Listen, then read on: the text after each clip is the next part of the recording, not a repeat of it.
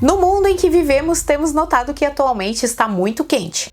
Mas vocês já pararam para pensar onde essa temperatura pode chegar? E eu não estou me referindo especificamente a nossos ambientes particulares, nem mesmo em termos de clima na Terra, mas no absoluto.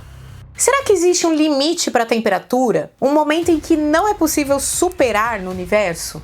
Para responder a essa pergunta, que pode fazer o cosmos inteiro derreter, teremos que estranhamente mergulhar na direção oposta, a do frio absoluto.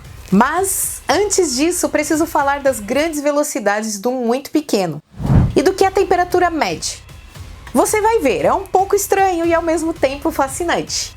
Porque em escala microscópica, temperatura é movimento. Olá, sejam bem-vindos ao Matematizei. Hoje vamos ver até onde podemos chegar nas altas temperaturas e torcer para não fritarmos o nosso cérebro.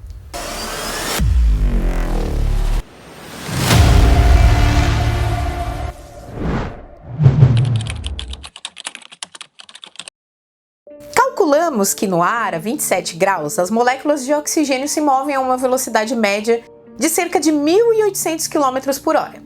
Em outras palavras, as moléculas que constituem o ar ao seu redor se movem atualmente em distâncias curtas, muito mais rapidamente do que um avião comercial. Obviamente, é impossível conhecer precisamente a velocidade de cada uma das cerca de 10 bilhões de moléculas que se encontram em um simples centímetro cúbico de ar. Eles se chocam e se perturbam continuamente, e algumas delas têm velocidades próximas de zero, enquanto outras podem se mover muito mais rápido do que a média. E se ninguém nunca viu uma tempestade se formar magicamente em sua sala de estar, é simplesmente porque essas moléculas em grupo não têm uma direção privilegiada. Elas mantêm sua velocidade por distâncias muito curtas até encontrarem outras moléculas, perturbando-se e modificando suas trajetórias. O que é preciso lembrar aqui é que a temperatura de um objeto nada mais é do que a medida da agitação média dos átomos e moléculas que o compõem. E quanto maior essa excitação, mais rápido é o movimento delas e, portanto, mais alta é a temperatura. Resumindo, o ar a 30 graus agita-se consideravelmente mais em escala microscópica do que o ar a 15 graus, que por sua vez é muito mais agitado do que aquele preso no seu congelador. Você entendeu então, quanto mais quente, mais agitado. E imagino que você perceba todas as implicações disso, já que a temperatura é movimento. Então, ao resfriar algo, a velocidade das partículas diminui cada vez mais e deve chegar ao ponto em que elas se tornam absolutamente imóveis, sem qualquer quantidade de movimento. Ou seja, sem calor a ceder. Essa temperatura mínima abaixo da qual não é mais possível descer, já que não é possível mover-se menos do que não se mover, chama-se zero absoluto. E nada nunca poderá ser mais frio do que isso. Em graus Celsius, seu valor é de 273,15 graus negativos, ou 0 Kelvin, se tomarmos a escala de temperatura que fixa o zero nesse nível. Então, menos 273,15 graus Celsius é extremamente frio, mas de certo modo não está tão longe de nós assim quando pensamos sobre. O zero absoluto está a apenas cerca de 300 graus abaixo da temperatura dessa sala. Claro, esse frio extremo não é encontrado na natureza. A temperatura mais baixa já registrada na superfície do nosso planeta foi medida em menos 89,2 graus Celsius, lá na Antártica. Na verdade, mesmo os lugares mais frios observados no espaço são medidos a cerca de 1 grau acima do zero absoluto. E na realidade, o mais próximo que conseguimos chegar foi nos nossos laboratórios na Terra, onde pequenos grupos de átomos foram resfriados a 1 bilionésimo de grau acima de menos 273,15 graus Celsius. E agora quero voltar à pergunta feita na introdução. Existe o contrário do zero absoluto, uma espécie de oposto à matéria perfeitamente congelada? Uma overdose de movimento, um máximo além do qual não seria mais possível aquecer? Ou em outras palavras, até onde podemos subir e o que acontece quando estamos no topo da vertiginosa escala de temperaturas? Para descobrir, vamos começar essa viagem em busca dos valores mais assustadores que o calor pode assumir, começando pelo ponto de derretimento da manteiga, que é de 36 graus Celsius. Adicione 1,5 grau e você já ultrapassa a temperatura média do corpo humano. Passando de 42 graus Celsius, as febres tornam-se mortais para a nossa espécie. A 57 graus você atinge a temperatura mais alta já medida na sombra aqui no planeta Terra. A 100 graus, o ponto de ebulição da água à pressão atmosférica de 1 atm. A 120 graus ultrapassa o ponto de sobrevivência das bactérias extremófilas, que vivem nas fontes hidrotermais. Passando de 125 graus, processadores de computadores começam a falhar por segurança. A 180 graus, os grãos de milho se transformam em pipoca. A 327 graus, o chumbo começa a derreter. A 357 graus, o mercúrio ferve. A 427 graus, atingimos a temperatura medida na superfície do planeta, que tem o mesmo nome do metal. A 462 graus é a temperatura da superfície de Vênus, a mais alta já registrada no nosso sistema solar. E chegando a 525 graus, algo fabuloso começa a acontecer.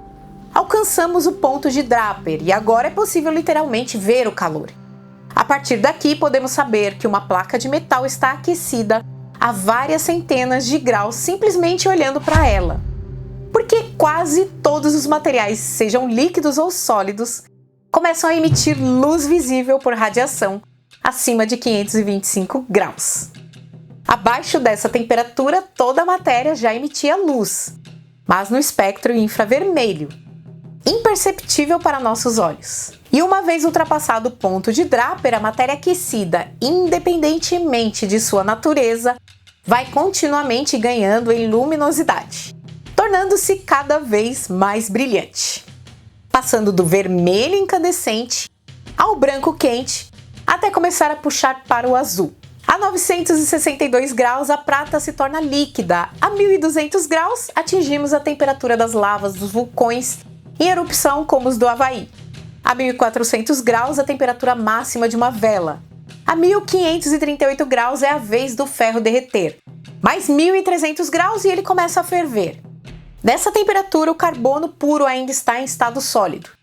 Para fundi-lo, é necessário alcançar 3550 graus e esperar até 4027 graus para vê-lo começar a ferver. A 5660 graus, ultrapassamos a temperatura de ebulição de todos os metais.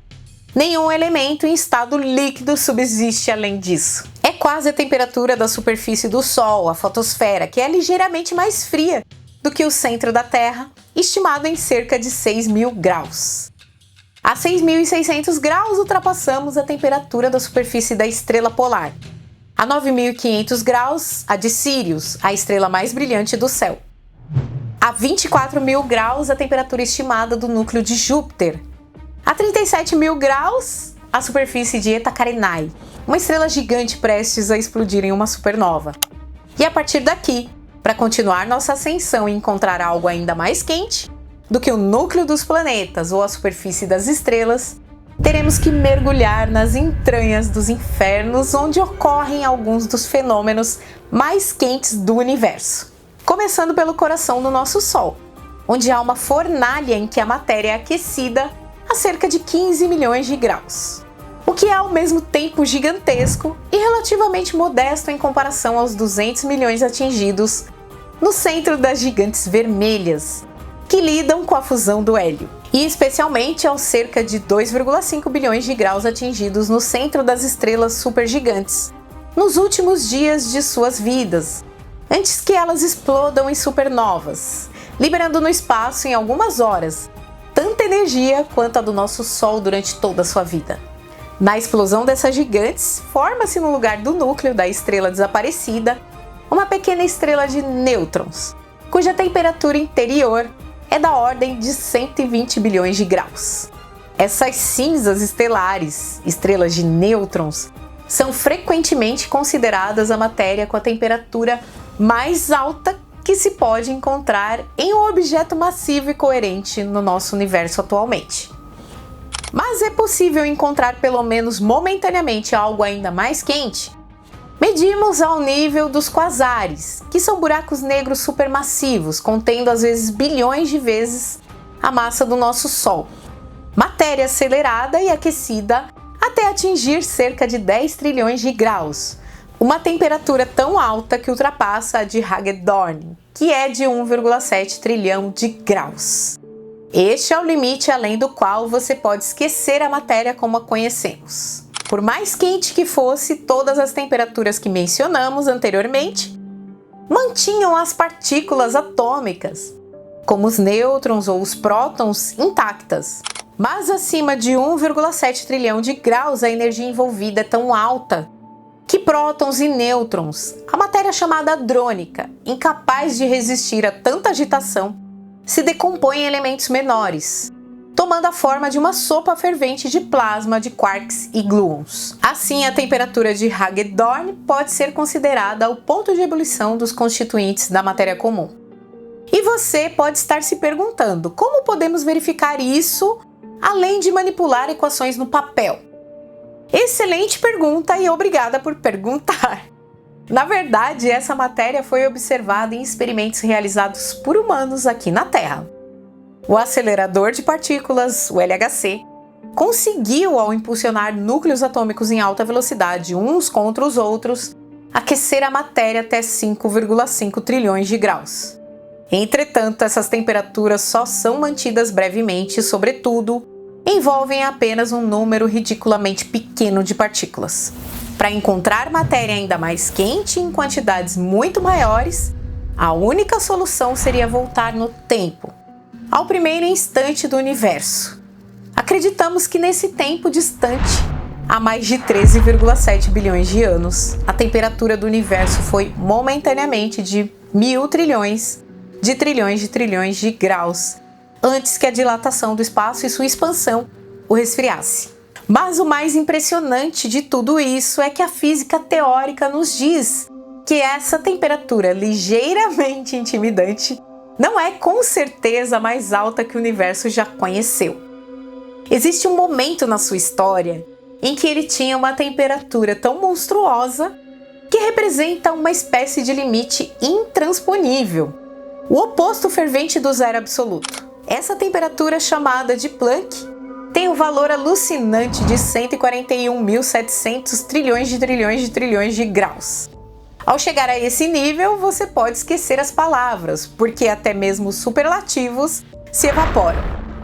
Faz tanto calor que, em comparação, até o núcleo do Sol parece um cubo de gelo. Descrever a magnitude dessa temperatura sem usar potência não ajudaria muito. Como representar algo milhões de trilhões de vezes mais quente do que o centro do Sol? E por mais impressionante que seja, esse tipo de limite superior não surge do nada.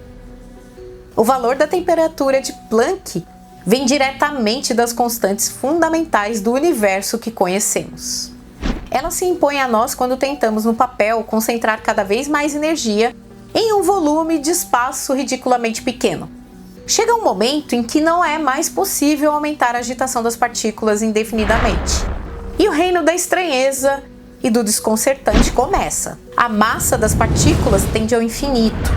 Os comprimentos de onda da radiação se tornam mais curtos do que as menores unidades de espaço. Concentrações monumentais de energia se encontram em volumes tão pequenos que provocam a formação de Kugelblitz, que são buracos negros teóricos formados a partir de luz e não de matéria, enquanto coisas aparentemente sólidas, como espaço e o tempo, perdem consistência.